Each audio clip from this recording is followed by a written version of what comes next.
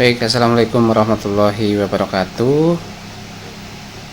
Yang saya banggakan semua mahasiswa Universitas Harapan Bangsa Purwokerto yang pada hari ini kita akan melakukan perkuliahan online khususnya di mata kuliah keperawatan gawat darurat. Nah, pada hari ini kita akan membahas tentang asuhan keperawatan pada kasus dengan gigitan binatang. Nah, tentunya mahasiswa sudah sering mendengar atau sering membaca tentang kasus-kasus yang terkait dengan gigitan binatang.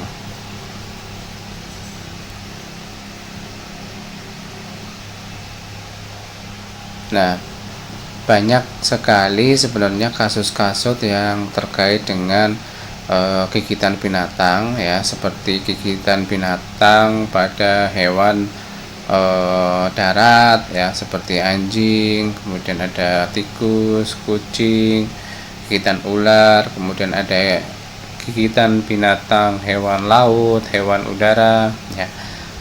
Akan tetapi pada hari ini saya akan mengambil beberapa contoh kasus saja yang paling sering kita jumpai ya, yang mungkin kasus ini sering sekali menyebabkan gangguan-gangguan pada penderita yang sehingga akan menyebabkan terjadinya kematian pada kasus tersebut. Walaupun mungkin tidak terlalu banyak penderita yang menyebabkan terjadinya suatu kematian atau jarang sekali pada kasus-kasus gigitan binatang yang menyebabkan kematian, tetapi perlu kita pelajari bersama atau perlu kita perhatikan bahwa penanganan yang cepat, tepat, dan akurat ini akan membantu si korban supaya tidak mengalami komplikasi-komplikasi sehingga pasien ini tidak sampai mengalami kritis atau kegawatan pada semua sistem atau organ dan menyebabkan kematian. Tentunya seperti itu. Nah, saya akan ambil beberapa contoh kasus seperti rabies ya. Tentunya teman-teman mahasiswa sudah sering sekali mendengar atau membaca tentang rabies ya. Nah, pada kasus rabies ini merupakan suatu penyakit yang biasanya sering terjadi pada manusia yang disebabkan oleh adanya virus ya. Nah, virus ini biasanya berada di dalam suatu hewan ya, salah satunya adalah anjing. Nah, apabila anjing ini menggigit ya, maka gigitan tersebut akan beresiko mengalami yang namanya rabies, karena di dalam gigitan tersebut dia mengandung virus yang disebut lisevirus ya. Nah, ini merupakan salah satu gambar dari luka akibat gigitan binatang anjing ya. Anjing di sini. Nah, ini terlihat di area tangan ya, terlihat ada laserasi ya, kemudian ada sedikit ya luka ya, kemudian bengkak. Nah, ini adalah bekas gigitan tersebut.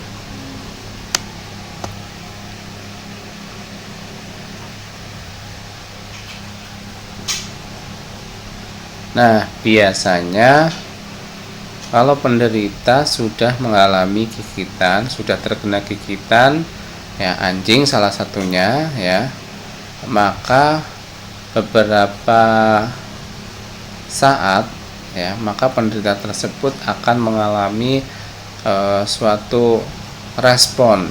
Yang pertama adalah luka. Tadi sudah digambarkan di slide sebelumnya. Yang pertama jelas adanya luka. Nah, luka tersebut maka akan mengalami suatu respon infeksi apabila luka tersebut tidak tertangani secara baik. Nah, gejala-gejala klinis pada penyakit rabies ini yang pertama adalah gejala prodromal, ya, gejala awal. Biasanya kalau pasien sudah mengalami infeksi virus rabies, biasanya pasien ini mengalami demam, ya, kemudian lemah, ya, kemudian mual, ya, sampai muntah, kemudian ada nyeri, ya, nyeri di area tenggorokan, ya, kemudian nyeri juga di area sekitar luka tersebut. Nah, ini adalah gejala-gejala awal atau fase prodromal pada pasien yang terinfeksi virus atau rabies. Kemudian masuk pada stadium delirium, ya, di mana di stadium ini pasien sudah mulai merasakan reaksi yang berlebih akibat efek yang terjadi akibat infeksi tersebut. Ya, contohnya, ya, pada gangguan di area tonus atau di area otot-otot biasanya mengalami kekakuan, ya, pada area otot atau nyeri pada daerah otot, ya, kemudian ada hipersaliva, ya, kemudian ada hiperlakrimal dan pelebaran atau dilatasi pada area pupil.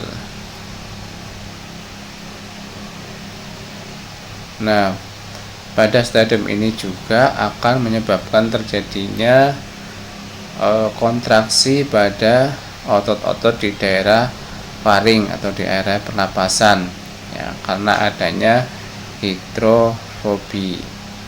Ya. Kemudian pada kondisi seperti ini pasien juga akan mengalami gangguan pernapasan, sesak napas, ya, sampai dengan apnea, ya. Kemudian pasien ini bisa mengalami sianosis, ya, kebiruan, kejang, dan juga sampai takikardi. Kemudian pada stadium eksitasi,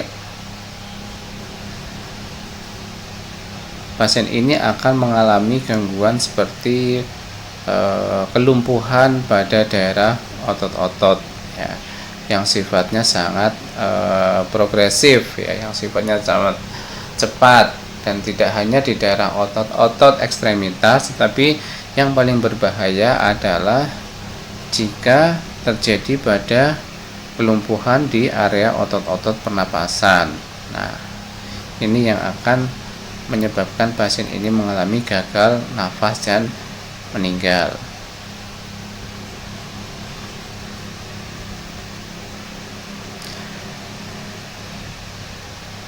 Nah, ini merupakan salah satu gambar di mana virus tadi yang masuk melalui gigitan anjing, ya, dia akan masuk ke dalam sistem tubuh yang akan menyebabkan beberapa gangguan seperti tadi, ya, mulai dari stadium prodromal sampai dengan stadium lanjut yang akan menyebabkan terjadinya gangguan di pusat atau di otak, ya, khususnya di area-area sistem pernapasan di area otak yang menyebabkan terjadinya gagal nafas.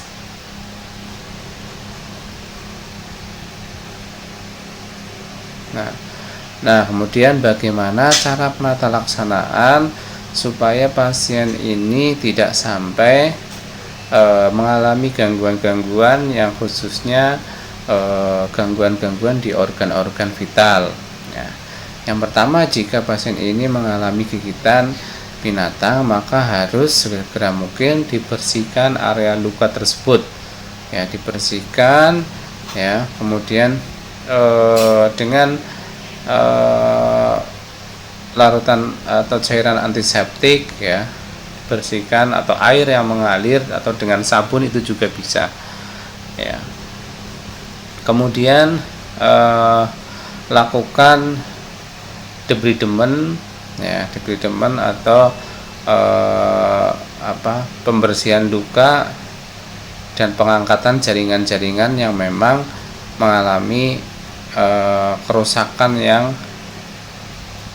parah ya. Kemudian kalau sudah dibersihkan ya, kemudian kalau memang perlu di debridement, kita lakukan debridement, kemudian kita lakukan irigasi ya, atau kita irigasi dengan teknik penyemprotan cairan antiseptik atau NaCl ke area luka ya, supaya luka tersebut menjadi bersih. Kemudian kalau sudah ya, luka tersebut kita tutup ya, supaya tidak terkontaminasi dengan agen luar ya, supaya tidak terinfeksi.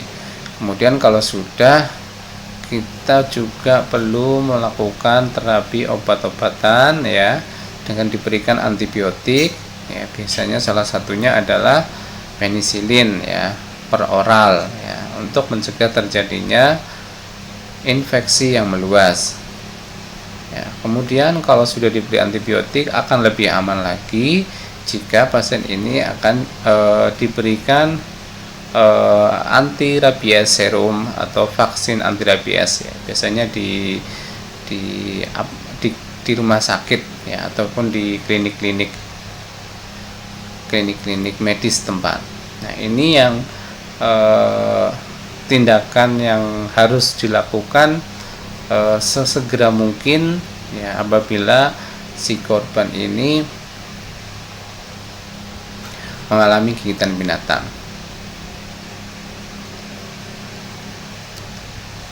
Nah, kemudian masalah keperawatan yang mungkin muncul pada kasus ini ya, pertama adalah nyeri akut ya. Nyeri akut ini bisa terjadi karena efek dari gigitan tersebut. Kemudian hipertermi ya. Hipertermi ini ya diakibatkan karena adanya proses infeksi. Kemudian ada risiko infeksi ya. Risiko infeksi apabila kondisi pasien ini tidak teratasi dengan baik, maka akan menyebabkan infeksi ini akan melanjut. Ini yang harus kita tangani, yang harus kita lakukan penanganan segera mungkin supaya pasien ini dapat tertolong ya, tidak sampai mengalami gangguan ke sistem respiratori.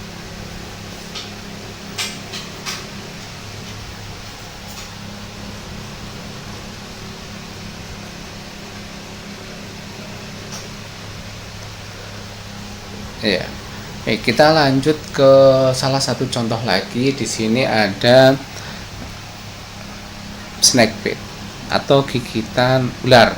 Ya, gigitan ular ini juga kasusnya sering kita jumpai ya, walaupun jarang juga ada beberapa kasus yang dapat menyebabkan suatu kematian jika memang penanganannya itu lama ya. Kalau penanganannya cepat ya, kemungkinan prognosisnya juga akan baik ya. Ya, jadi gigitan ular ini ada juga beberapa macam gigitan ular. Ada gigitan ular yang dengan bisa yang kuat, ada juga yang hanya gigitan ular tanpa adanya bisa. Jadi ada beberapa contoh kelompok ular-ular yang berbisa ya. Di sini ada elapid ya. Dia memiliki bisa ular yang sangat berbisa yang sifatnya neurotoksik ya. Dia akan mengganggu sistem saraf. Contohnya di sini ada ular kobra, ular koral, ular krait, dan ular kolibrit. Kemudian ada krotalid ya. Ini sifat bisanya ini bersifat sitotoksik ya. yang akan membuat racun di dalam darah dan akan mengalami penggumpalan pada area sistem peredaran darah. Ya, contohnya adalah red snake atau viper. Kemudian ada hidrofit, di sini sifatnya adalah neurotoksik. Ya, contohnya biasanya pada ular-ular di laut.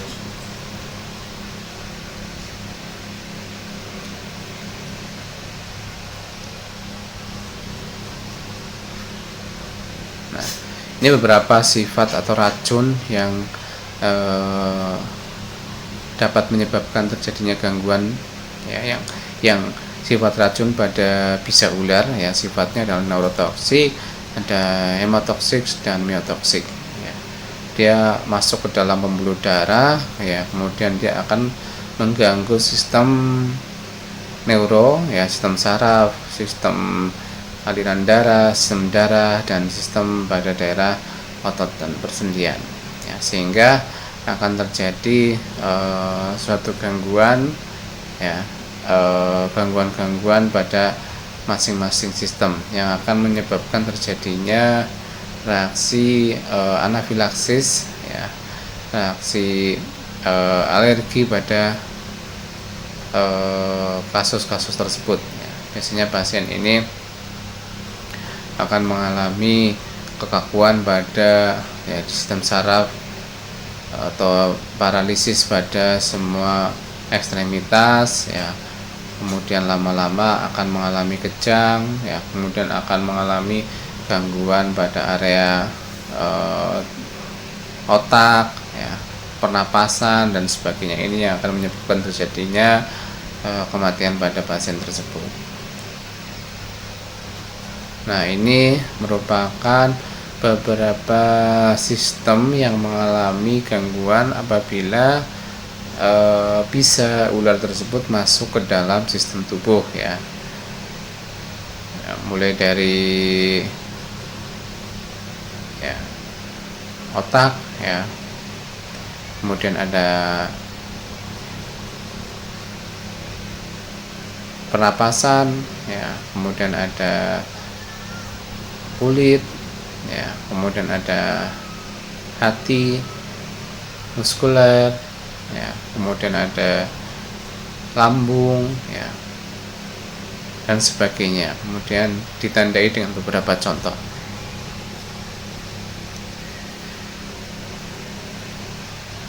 Nah, ada beberapa efek yang disebabkan karena gigitan ular. Yang pertama, efek lokal. Nah, efek lokal ini dia akan, ya, efek lokal ini berarti efek yang efek di area tempat gigitan, ya. Kalau gigitnya di area tangan, maka tangan tersebut ya menimbulkan efek lokal seperti bengkak, ya, melepuh, perdarahan, memar sampai dengan kehitaman atau nekrosis. Yang kedua ada efek general atau efek-efek yang menyeluruh, ya. Efek general ini, ya, nanti akan, kalau terlalu lama maka akan menimbulkan suatu respon sistemik, ya, seperti nyeri kepala, mual, muntah, ya, nyeri perut, ya, diare dan sebagainya. Nah, kalau sudah masuk ke efek yang general ini harus segera mendapatkan pertolongan ke petugas medis atau dibawa ke rumah sakit. Nah, kemudian ada efek sistemik yang spesifik.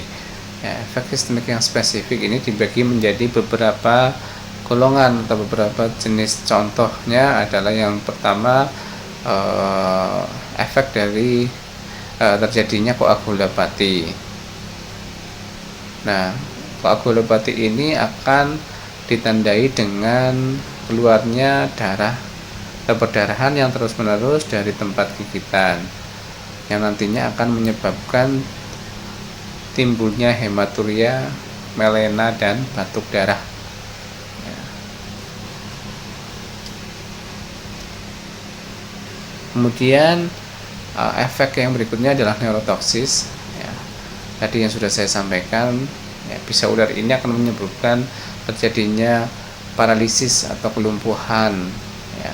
Nah, paralisis ini kalau kelumpuhannya di area ekstremitas masih awal ya, tapi kalau yang berbahaya ini adalah terjadi paralisis pada daerah otot-otot pernapasan. Ini yang akan menyebabkan pasien mengalami gagal napas. Ini yang berbahaya, sifat neurotoksik. Nah, kemudian bagaimana penata laksanaan awal pada pasien-pasien yang mengalami gigitan ular ya. Nah, pada pasien atau korban yang mengalami gigitan ular, maka tindakan awal yaitu dengan diimobilisasikan ya, atau diistirahatkan ya si korban. Ya. Kalau tangan kita yang mengalami atau kaki kita, berarti kaki tersebut boleh kita spalk atau pasang bidik ya, supaya istirahat itu tidak pasiennya harus disuruh tidur, tidak, tetapi ekstremitas mana yang mengalami gigitan atau yang terkena gigitan itu yang kita istirahatkan ya, atau imobilisasikan. Bisa dengan kita pasang bidet atau spalok pada area ekstremitas tersebut ya. Kemudian kalau sudah dipasang, boleh kita posisikan istirahat atau dibaringkan dengan posisi recovery ya. Atau juga dengan menggunakan pressure banded ya. Ini yang tadi saya sampaikan ya, imobilisasi dengan pemakaian pressure banded imobilisasi. Nah, pada gambar tersebut ini pasien atau si korban ini mengalami gigitan di area kaki sebelah kiri, maka pasien ini ya dia dipasang elastis berban atau bandage ya, supaya mencegah terjadinya pergerakan yang berlebihan. Di mana kalau pasien ini tidak diimobilisasikan, maka pasien ini akan melakukan pergerakan sehingga racun atau bisa ular tersebut ini akan cepat menjalar ke semua sistem tubuh ya. Makanya kenapa pasien ini harus diimobilisasikan, supaya si racun tersebut itu tidak cepat masuk ke dalam sistem tubuh. Itu fungsinya. Nah, kalau sudah diimobilisasikan, kemudian pasien tersebut harus dibawa segera mungkin ke tempat pelayanan kesehatan atau ke rumah sakit. Nah, penanganan awal di rumah sakit yang pertama biasanya kita harus cek primary survey ya. Dengan cara apa? Cek airway, breathing, dan sirkulasi ya. Jangan sampai lupa untuk pengecekan airway ya, jalan nafas bagaimana, ada gangguan tidak, ada sumbatan tidak, breathingnya, pola nafasnya ya, kemudian sirkulasinya ya, pemantauan hemodinamik, tekanan darah, nadi, suhu, dan respiratori.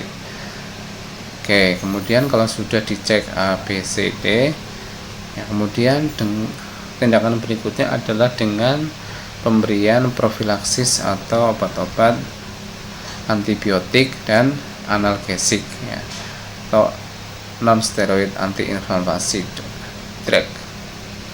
Nah, ini untuk mencegah terjadinya infeksi yang menyeluruh yang akan menyebabkan terjadinya gangguan yang lebih parah.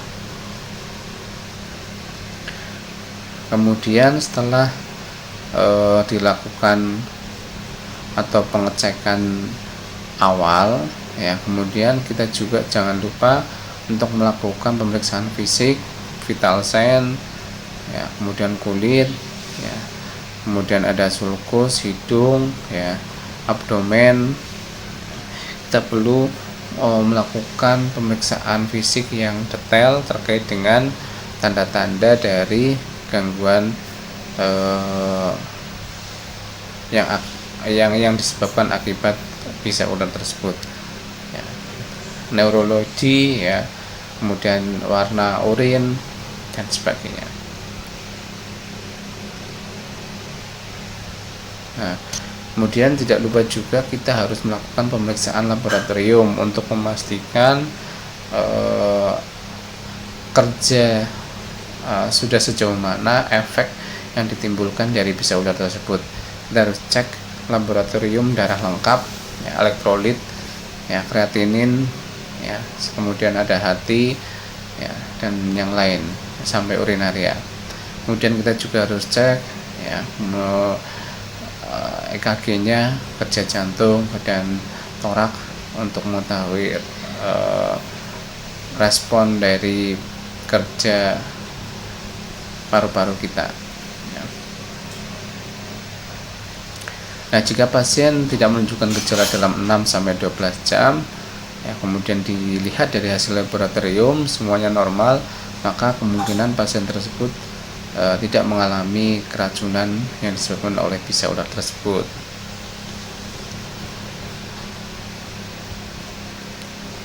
Ya, kemudian setelah tindakan tersebut dari imobilisasi, kemudian pemeriksaan fisik, ya, kemudian dicek laborat, kemudian yang terakhir adalah dengan pemberian anti bisa ular atau abu. Nah, pemberian abu ini, ya, biasanya diberikan dengan injeksi, ya,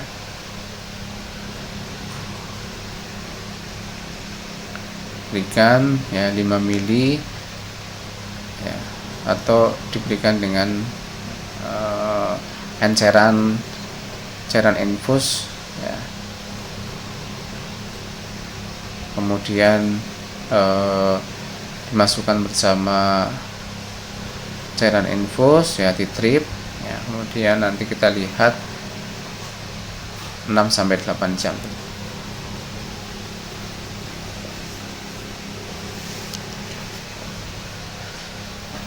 Kemudian setelah anti bisa ular ini masuk melalui cairan infus, ya, kita juga harus melakukan perawatan luka, ya, perawatan luka di area luka, ya, kita harus bersihkan, ya, dengan cairan antiseptik, ya. Kemudian kalau kita perlu debridemen, kita beri debridemen, ya. Kemudian kita tutup dengan kasak supaya tidak terjadi kontak dengan agen luar dan tidak mengalami resiko infeksi sampai dengan sepsis, ya. Jangan lupa kita harus berikan obat-obat antibiotik, ya, seperti gentamisin, amoxicillin, ya, cefulosporin dan yang lain untuk mengatasi adanya infeksi pada area luka tersebut.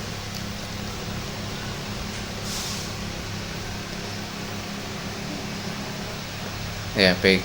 Jadi itu beberapa materi yang sudah kita bahas bersama, ya. Nanti silakan mahasiswa untuk mereview kembali materi tersebut, ya, dari awal, kemudian bisa juga menambahkan atau membaca beberapa literatur atau jurnal terkait dengan materi-materi di keperawatan gawat darurat, khususnya di gigitan binatang, ya.